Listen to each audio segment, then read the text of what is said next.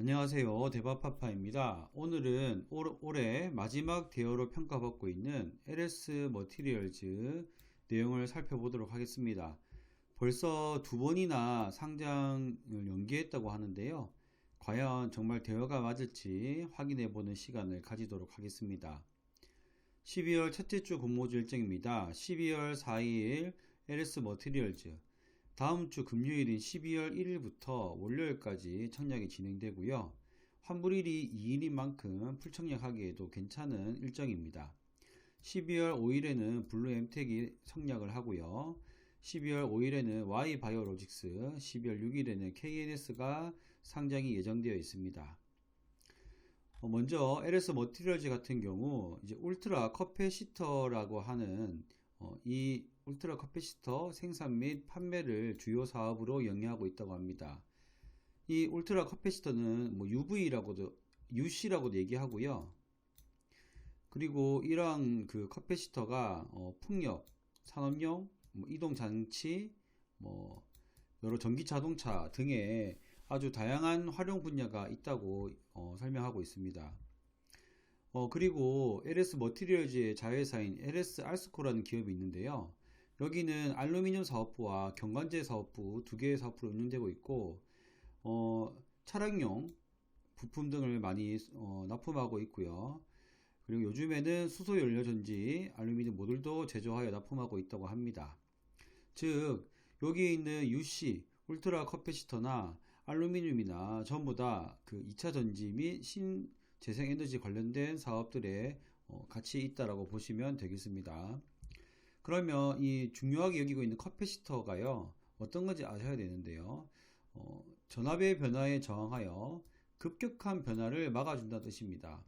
예전에 저희 세대에서는 TV와 비디오 같은 거 있으면 비디오 테이프 있는 기기 장치가 있잖아요. 그래서 TV 모니터, 그 TV 패널에 전력 영향을 받지 않게 전원을 끄는 순서가 있었다고 저는 기억이 나거든요. 그리고 컴퓨터 같은 것도 이제 끌 때, 파크라고 해가지고 어떤 프로그램을 켜고 이제 전원을 끄는 그런, 기억이 납니다. 그런 것처럼 이 전압이 급격하게 변화를 하면 기기에 충격을 주고 정상적인 작동을 방해할 수 있기 때문에 이 커패시터라는 것을 사용한다고 하는데요. 이 UC라고 하는 울트라 커패시터는요, 단위가 굉장히 큰 이유가 바로 용량이 100만 배 이렇게 더 많다고 하기 때문입니다. 그래서 굉장히 큰 용량의 커패시터를 울트라 커패시터라고 보시면 되고요. 이런 커패시터는 일반적인 커패시터처럼 사용되기도 하지만 배터리와 비슷한 동력원으로도 사용된다고 합니다. 즉 2차 전지, 리튬 전지와 비슷하게 활용이 되고 있다고 하고, 그렇기 때문에 아까 말씀드린 다양한 산업에 활용되는 것을 볼 수가 있습니다.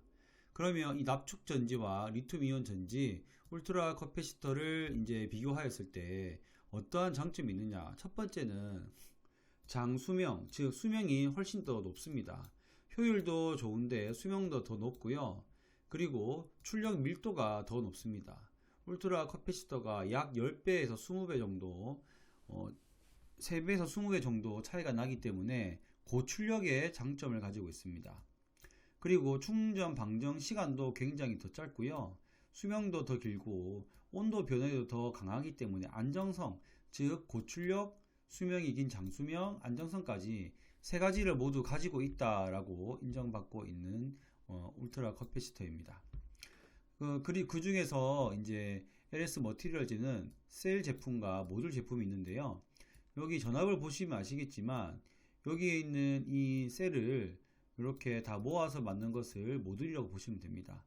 전기차 배터리도 배터리가 한 개만 있으면 전기차를 운행하는데 충분한 전압이 안 되잖아요. 그래서 여러 가지를 모아서 이제 모듈식으로 쌓기도 하고 하는데, 그것처럼 여기 있는 울트라 커패시터도 셀을 생산하기도 하고 모듈려서 생산하여 납품하기도 합니다. 활용 분야가 정말 다양한데요. UPS, 그리고 피크 전력 대응, 그리고 AGV라고 되어 있는데 이거는 이런 조그마한 이동 장치입니다. 요거 같은 경우는 이제 무인으로 물건을 이동할 수 있게끔 하는 장치인데 요거 요즘 개발이 엄청 핫하다고 하거든요. 이제 이런 데에 들어가는 이유가 수명이 길고 출력이 갑자기 잘 올라가기 때문에 고출력 장수명의 장점을 잘 할 수 있다고 합니다. 여기 있는 하버크레인은 이제 하이브리드 선박 같은 경우 죄송합니다. 여기 크레인입니다. 크레인. 순간적인 고출력에 더 적절하다고 하고요. 뒤에 나오는 이 하이브리드 선박도 당연히 되기도 합니다. 그리고 두 번째는 전력망 품질 개선인데요. 신재생 에너지는 전력 생산이 일정하지 않잖아요. 바람이나 뭐 햇빛은 사실 정해진 시간대, 특정한 시간대나 순간적으로 생산이 많이 됩니다. 그래서 전력망으로 보내는데 혼선이 생길 수 있는데 그때 부족한 것을 뒤에서 밀어주듯이 UC에서 이제 전력을 활용할 수가 있겠죠. 그리고 하이브리드 ESS인데요. 이 ESS는 화재 위험성이 좀 있습니다. 작년인가 재작년쯤에도 관련된 업체들이 여기 이 화재가 몇 건씩 일어나서 문제가 많다고 했는데요. 이 울트라 커패시터랑 같이 하면은 순간적인 고출력 기능이 있기 때문에 다른 ESS의 이제 LIB의 부하가 감소됩니다. 부하가 감소되면 열이 덜 올라갈 것이고 열이 덜 올라가면 화재 위험성이 더 줄어들겠죠. 즉 얘가 한 번에 힘을 잘 내주니까 다른 애들의 힘을 부담을 줄여서 열나는 것을 막아주는 그런 활용 방법이 되겠습니다. 풍력과 태양 에너지 같은 경우에는 워낙 여기 온도도 높고 바람도 많이 불고 굉장히 환경이 척박하잖아요. 그래서 2, 3년 만에 한 번씩 그 안에 있는 전지를 교체하는 것과 그리고 여기 울트라 커패시터처럼 한 9년, 10년 정도 쓰는 것의 차이가 굉장히 클 겁니다. 즉 유지 비용이 절감이 된다라고 볼 수가 있겠습니다. 그리고 일본과 중국에 이미 버스 관련된 모듈과 셀을 납품하고 있다고 하고요. 이런 철도 신호, 케이블카 등등의 다양한 분야에 활용이 될 수가 있습니다. 가장 중점적으로 여기 있는 분야는 이제 전기 자동차 분야인 것 같아요. 일단은 시동 전원을 켤 때 순간적인 고출력이 필요하기 때문에 이 UC를 활용하면 좋다고 하고요. 그리고 여기에 보면 알루미늄들도 많이 들어가잖아요. 이 전기자동차 사업의 진심이라고 느낀 이유 중에 하나가 여기 있는 이 합작 회사를 만들었다는 겁니다. 하이라고 하는 세계 1등 알루미늄 관련 업체가 있는데요. 여기에 이제 합작 회사를 만들어서 알루미늄 부품, 즉 2차 전지 관련된 알루미늄 부품을 양산할 계획이라고 합니다. 이게 바로 하이엠K라고 하는 LS 머티리얼즈의 이제 자회사가 되는 회사입니다. 즉 2차 전지 관련된 쪽으로 그 전기차 관련된 쪽으로 굉장히 열심히 지금 준비하고 있다라고 보시면 되겠습니다. LS 머티리얼즈와 LS 아스코 이게 100% 자회사이기 때문에 이렇게 매출이 나와 있는데요. 아쉽게도 여기 있는 이제 커패시터의 매출보다는 여기에 있는 알루미늄 매출이 더 큰 것을 볼 수가 있습니다. 그래도 이 기술력이 인정받으면 적자라도 상장을 하는데 LS 머티리얼즈는 아직 260억 정도가 이미 매출이 찍히고 있잖아요. 그리고 대부분 70%, 이 중에 70%가 수출이기 때문에 어느 정도 기술력이 검증되었다라고 볼 수가 있겠습니다. 공장 가동률을 보시면요, 조금 아쉬운 부분이 있습니다. 여기에 보시면 공장 가동률이 낮은 거는 문제가 안 되겠지만 2021년에서 2022년으로 이제 폭발적으로 성장한 성장세에 비하면 성장성이 살짝 줄어들었다라고 볼 수가 있겠고요. 회사는 아무래도 이 공장 가동률을 보고 생산 능력을 늘린 것 같습니다. 여기 보시면 생산 능력이 2배 가량 팍 올라갔잖아요. 중형과 대형 셀에는 지금 셀 성장세를 미리 판단해서 생산 능력을 올렸습니다. 그럼에도 불구하고 매출이 작년에 비해서 크게 오르지 않았다는 것은 조금 아쉽지만 그래도 이거는 결국 전방 산업이 괜찮아지면 어느 정도 매출이 올라갈 거라고 생각했기 때문에 기업이 선제적으로 캐파를 늘린 게 아닌가 생각이 됩니다. 3분기까지의 매출을 보면요, 1,005억입니다. 이게 3분기가 지금 가결산이라고 하는데요. 어쨌든 3분기를 미리 이렇게 내는 이유가 바로 파도를 비롯한 이제 상장 이후에 매출액이 쭉 감소하는 것들이 있었기 때문에 금융감독위원회에서 좀 많이 쪼고 있는 것 같아요. 그리고 3분기까지 매출을 보시면 1,005억, 순이익이 93억인데요. 이것을 비율적으로 계산하면 올해 1,340억, 순이익은 124억입니다. 작년과 대비했을 때 크게 늘어나지 않고 매출액은 오히려 떨어지고요. 다행히 순이익은 조금 더 많이 올라가게 됐지만 그래도 2021년에서 2022년으로 올라갈 때 이 4배의 뻥튀기만큼은 되지 않는다는 것이 조금 아쉽습니다. 계속 성장하고 있지만 성장세는 조금 줄어들고 있다라고 보시면 되겠고요. 가장 큰 단점 중 하나가 바로 이 구주 매출이 존재하는 겁니다. 케이스톤 파트너스라고 하는 곳에서 여러 가지로 투자를 했는데요. 이 투자 중에 이번 전체 매출액의 약 40% 정도를 구주 매출로 내놓았습니다. 그래서 1700만 주가 있는 이 증권이요, 580만 주를 매출하여서 이 매출 증권수는 1100만 주로 되게 됩니다. 즉 꽤 많은 물량이 구주 매출이 돼서 이 케이스톤 파트너스는 이제 돈을 벌고 엑시트하는 물량이 많다. 하지만 그나마 다행인 것은 그럼에도 불구하고 1100만 주 가량의 굉장히 많은 비중이 아직 남아있다라는 점입니다. 그리고 케이스톤 파트너스는요, 이미 6월달에 600억의 지분 매각을 한 적이 있습니다.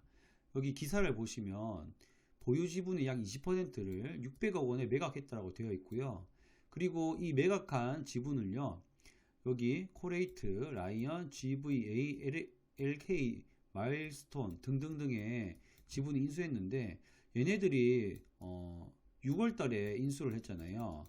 그리고 지금 우리가 12월달에 상장을 하잖아요. 그럼 반년 만에 얘네들은 수익을 걷고 나갈 수가 있는 거죠. 물론 이 가격을 싸게 샀어야 수익을 얻을 수 있겠죠. 얘네들은 나중에 말씀드리겠지만 확약이 하나도 안 걸렸습니다. 상장 당일날 바로 팔 수 있거든요. 자, 그러면 얘네들 얼마에 샀을지 한번 유추를 해보려고 공시를 한번 뒤져봤습니다. 여기 보니까 일단 공시에 보면 요렇게 물량을 팔았습니다. 이게 약 700만 주 가량이고요. 그 전에 K스톤 파트너스 가지고 있는 물량이 요 1호 투자, KU 투자, 2호 투자까지 해서 이렇게 합치고 나면은 이게 약 28% 정도예요.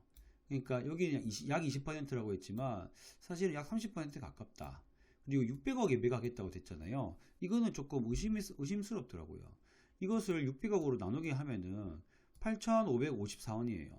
소수점도 딱 떨어지지 않고요. 그렇기 때문에 공모가 밴드보다 이렇게 높게 샀을까? 왠지 안 샀을 것 같다라는 생각이 들었습니다.